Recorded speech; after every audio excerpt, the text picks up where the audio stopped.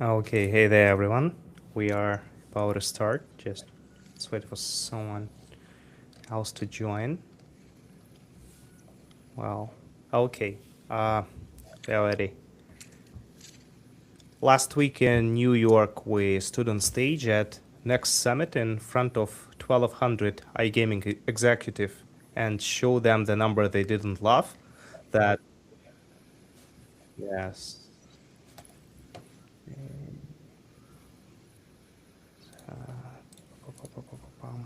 Okay, technical difficulties. First time streaming. Okay, now we're ready. Last week in New York, we stood on stage at Next Summit in front of 1,200 gaming executives and showed them a number they did not love. Two-thirds of US and Canadian player demand goes to offshore, not regulated operators. Offshore. The room got quiet, and after the session, people came up to us and asked the same question. Not about the data, about us, and about Blask, and about how we actually know this, and what you can do with this. That's what today is about. Welcome. I'm Max, CEO of Blask, and last week at Next Summit New York, we published our USA and Canada iGaming landscape report, the most detailed look at the North American market we have ever done. Ilya Bochirikov, our CPO, was on stage presenting it alongside Jeffrey Haas, and that was the data story. Today, the product story. Because the question we kept getting after the session were not, can you send me the slides? They were, how does Blask actually work? What does the platform look like? How do I get this for my market, my brand, and my team? So we decided to answer that here with everyone. Ilya, you were the one on that stage and you filled those questions in the room. Take it from here. Yeah, thank you, Max. Let me share my screen real quick.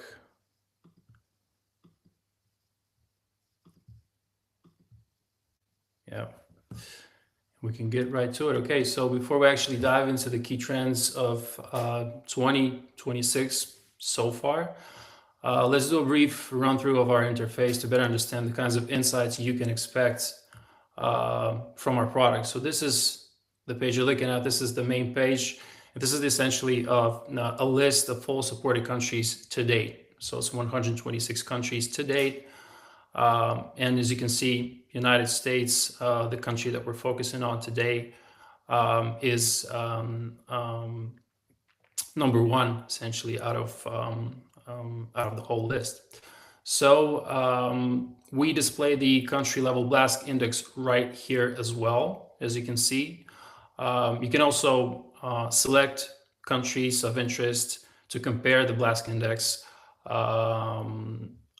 between them. So today we're focusing on United States, so we can just remove all the default ones, and we can already see the sort of country level trend of 2026, the kind of a cool down period after the New Year's, despite the big sports events that either happened or are happening, such as the Super Bowl and Winter Olympics.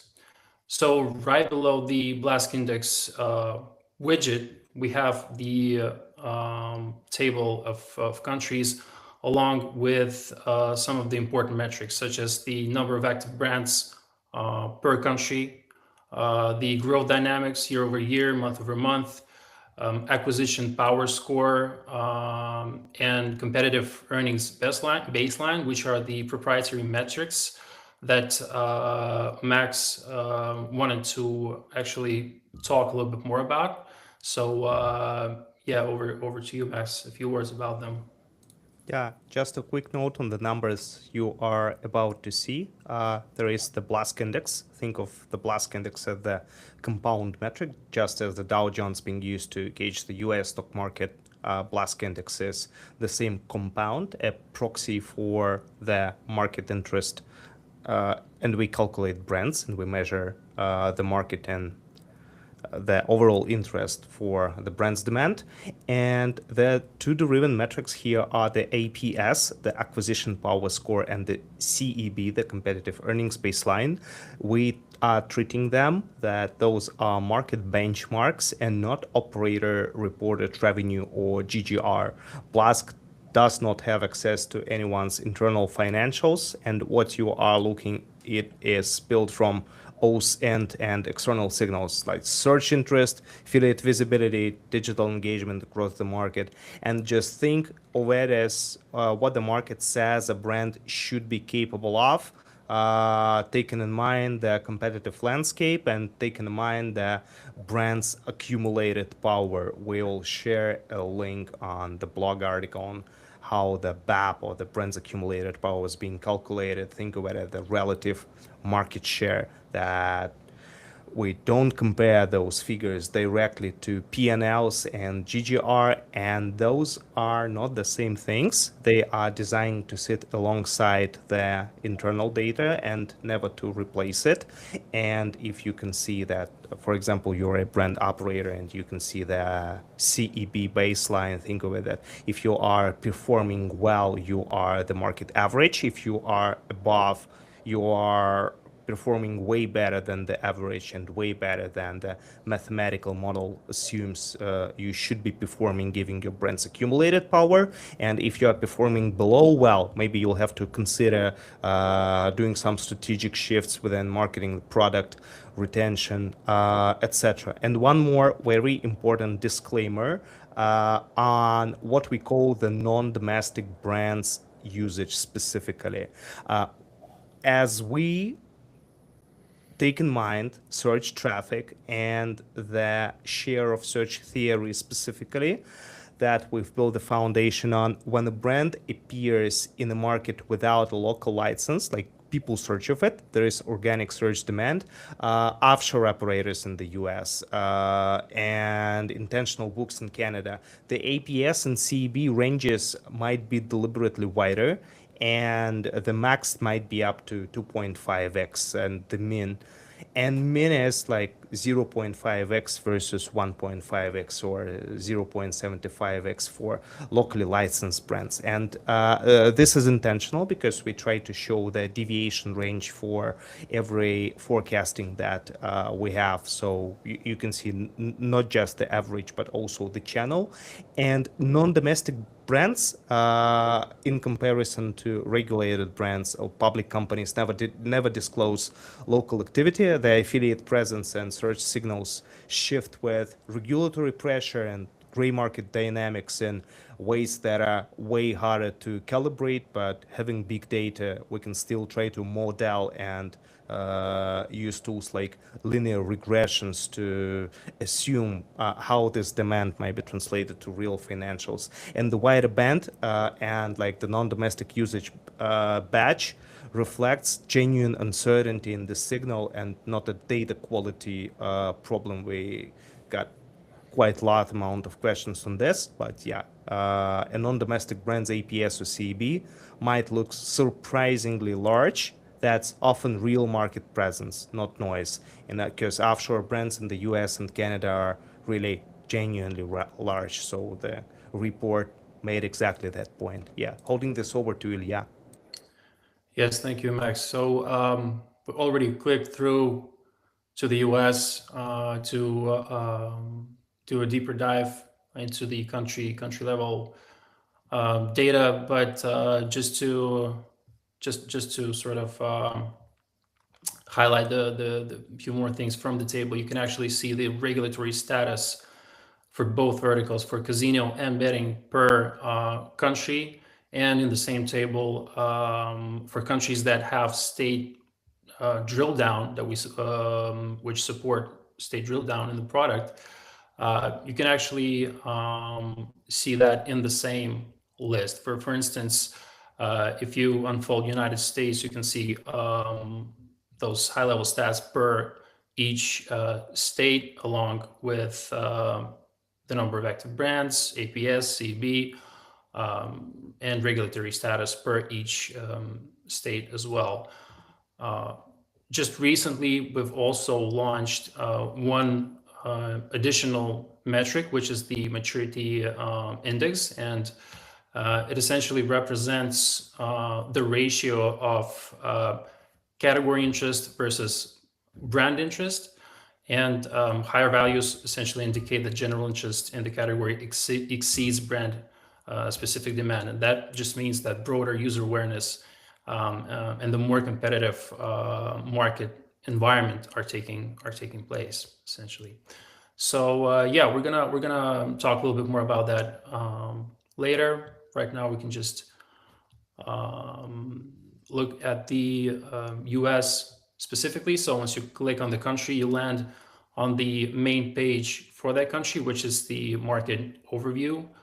Yeah, you see the familiar Blask Index widget, but this time it's by default, it's cumulative data across all brands. Right now, we're looking at last full year with monthly breakdown. And in that widget, you can actually see trend segmentation showing phases of growth, such as this green area here, decline, the red areas here, and stagnation, which are marked as yellow, orange-ish. And right now, obviously, they're missing from the actual widget. And here's one of the more powerful features that we also introduced early this year, and that is the market explanation. Once you click on any of the segments of the Blask Index graph, you will actually see full contextual information. So you could actually understand what are the possible driving factors behind this particular trend that you're looking at. And we really try to give as much information as possible. So there's an overview, there's a list of all segment drivers, whether it's sports-led, casino-led, regulatory, or any other. We also show events table, which notable events happened within that time segment. And of course, for your convenience, we'll list all the sources, so you can actually dive deeper into each one of them if you're doing some really, really deep research. So that's market explanation. Really powerful thing, because if you're not a market expert, there's really no way for you to quickly figure out why certain graph goes up or down or stagnates. And this really gives you deep, detailed overview of what could be the reasons behind that in mere seconds. So that's a really that's a feature that we're really proud of here. So yeah, if we look at the country page and look below Blask Index, we have the brand's accumulated power, and that is essentially the brand level breakdown of Blask Index, essentially displaying which brands hold what share of Blask Index and at any given point in time, along displaying how it evolves. So there's the kind of insight like that as well. Below it, we have markets dynamics. Right now for the US, it's just CEB. We're showing the range and also the average line as well. And of course, seasonality, which essentially displays the search activity across months and across days of the week and hours of the day. So you can actually track, and this is, by the way, also responsive to this period selection. So if we pick 3 months, it would highlight the 3 months that you should be looking at, and that way you can actually see the search activity per month and per week and per hour, as I've already mentioned. So yeah, there's that as well, and obviously the full table of all the active brands in the market. Right now, there's 374 for the US, and we also feature already familiar metrics: the APS, the CEB, the BAP, and growth dynamics as well, year over year, month over month, for each brand in a list. So yeah, that's essentially the homepage of the country. Let's take a look at the states overview. So again, all the familiar widgets, Blask Index, cumulative for all states by default. We also show the accumulated power for each state. So this is as SAP instead of the BAP as on the country level. But the idea is essentially the same. This is the share that each state holds from the Blask Index volume at any given point in time. Market dynamics, same thing, displaying all states here, cumulative metric, and the full list of states along with same metrics: APS, CB, BAP, regulatory status for both verticals, and maturity index. So if we choose, let's say, sort by CEB and pick the number one, which is New York, we essentially get the same level of overview that we get on the country level. So that is the Blask Index for this particular state: brands accumulated power, market dynamics, seasonality, and all the active brands that are operational in this particular state. So yeah, that's the kind of these are the kinds of insights that you can expect when you're working with Blask. So another interesting feature that we've launched just recently, that is the category breakdown. And this is where the maturity index actually, the maturity index widget lives, right? So you can actually see the ratio, again, of category search versus the branded search. You can compare the values actually as well by just pressing click in the toggle here, and you will see how categories volume changes versus the brand's volume. And yeah, this should give you sort of a better understanding of what is being searched. Is it branded search or just general category search? And use that in your strategic or tactical decision making. So yeah, right below that we have Blask Index. Right now it's showing the cumulative metric for all categories, as the name says, and also the share of each category, which is essentially the equivalent of either brands accumulated power or state accumulated power. So this is the sort of the categories version of it. And right here, we can already see that the by far the largest share is owned by the lottery category, over 80%, and everything else is essentially just long tail. And some of the categories actually can be broken down further into subcategories. For instance, live dealer, online casino can be broken down into blackjack, dice, roulette, etc. And you can actually pick any one of those to compare how the dynamics change here as well, either at the share level, Blask index level, and yeah, same thing for online betting, which is essentially about sports, and you can do the same exercise for online sports betting as well. You can compare, for instance, how interest in American football compares to general interest in betting, essentially, and you can see that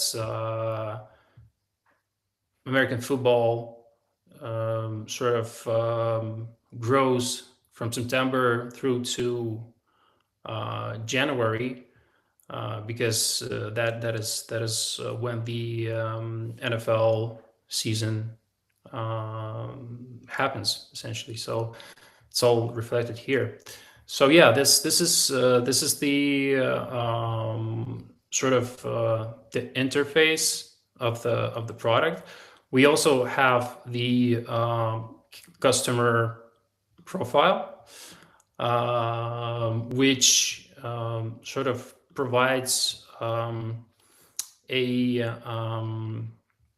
persona basically for the average player in this country, and it's also based largely on AI. We first conducted surveys in the country and then extrapolated the results into other countries, and this sort of represents the preferences of the average player in the country, that the information that you can use again when working on, for instance, new products or new marketing campaigns, and personalize them using our customer profile information. So yeah, that's the product. Maybe Max, you wanna add something to it? Yeah, well, thanks for the intro. We got some questions for people attending the live event. Um, so I think we can just quickly go through all of all of those questions. Let me find those. The first one, how do you capture the US market when 90% of the traffic comes directly through the app? Whether the information come from to predict the offshore stats? Well, that's a good one. I like this because it's all about the methodology. We've shared a couple of links in the chat here on YouTube. So we'll also send the article and a couple of more links to the email you have left there. You've left during the sign up on the methodology itself, because we heavily rely on the methodology based on the share of search theory. The share of search theory was invented by Les Hankins and Les Binet and James Hankins from Adam and Eve DDB more than 5 years ago, and it actually proxies the demand and acts as a leading indicator for the real market share of a brand. So no matter the traffic is going through app or it's a TV advertisement or a radio advertisement, it is a proven fact that you can see that the search demand for the brand spikes. Like the brand might be advertised somewhere and then people tend to search for it. Here's like a long read on how that works and how we utilize this. We'll share this for sure. The next question is, the 2026 World Cup will boost North America 12 to 15%, iGaming CAGR from 2025 projecting a $40 billion total addressable market by 2030 due to legalizations and local events. Qatar 2022 saw plus 453 digital transactions in Mexico and betting app spikes. This is Is it expected this will repeat during this year from co-hosting? What 2025 data on sports betting spikes predict the 2026 World Cup impact? I love this. A complicated question, but I really love this. We are preparing the separate article and the report on the World Cup, so stay tuned. We'll share this through social media. The next one is what instruments you use to improve the LTV of a player and the average check. Well, we don't have instruments to improve the LTV of a player because we are doing market intel. But if we'll switch from the US to another country such as Brazil, for example, Ilya, do me a favor, let's switch to Brazil. You can see the games sections available here that we will shortly roll out to the US also, because we've built a computer vision model that is tracking slot placements on the lobbies of all of the operators that we see on the market with a day-over-day dynamic. So like you can see more than 15K games we track just on Brazil, and we do this day over day, so you can utilize this data to see what games are trending right now and what's popular across other operators' lobbies. So you can use this data for improving player experience on the website and just look at similar markets. So you can just pick providers, pick genres, and pick games, and also you can be capable of getting the data by the API and using this data by the API to train your recommendation systems, whatever. It's up to you. Last but not least, do you have any insights on the likelihood of the rest of the Canadian provinces regulating, and what sorts of the time frame do you see that happening in? When I'm posting a lot of in Twitter on that. We planned a series of blog articles and some collaborative news articles after the event, after the report published, because we have lots on this here. So we're looking closely on the regulations and on the onshore and offshore parts of the market, the CEB, we try to keep penny to penny with the real data that's published by the operators. So as soon as the regulatory status changes, we update this on the app itself, and you can get this intel nearly in the real time. And we also do provide some coverage on the regulatory landscape itself. Take, for example, Brazil. Before the regulation hit, we had like the series of posts with our partner Next.io regarding the regulatory timeline and everything that happened after the regulation, everything that happened before the regulation, the projections, and then we did the really huge coverage on what happened after the regulation. Brazil is not the subject of today's webinar, but there is a huge market report. So if you know someone who'd like to participate or co-create a report with us, because we have the data, and if you know someone with a huge market expertise, and we are happy to get an email at pr@blask.com, or just hit me on Twitter, and we can do this to review one of the market's pre and post regulations for sure, because we're interested in this. And the fifth one, how does the March Madness did into your analysis in terms of comps of other times of the year? Well, we have a post prepared for that. Don't want to spoil that, because I have already highlighted this on Twitter, and just we are going to publish the article soon. And the sixth, what impact will the World Cup have on the betting on the US this year? Yeah, well, we already answered this. That's the World Cup. We are going overview separately, and we prepare something good for that. Okay, well, thanks everyone. That's Blask, the actual product, the same view our customers open every morning. We started today with a number from New York, 2/3 of the US and Canadian player demand going to offshore, and that number came from this exact platform. Every market, every brand, every signal that went to the report, it lives here, and the report tells you what the market looks like. But through the product, you can see how the market moves, you can see the market explanation, and that's actually it. If you want access, the link is in the chat. You can request a demo or start within the free report if you have not yet. Posts are there.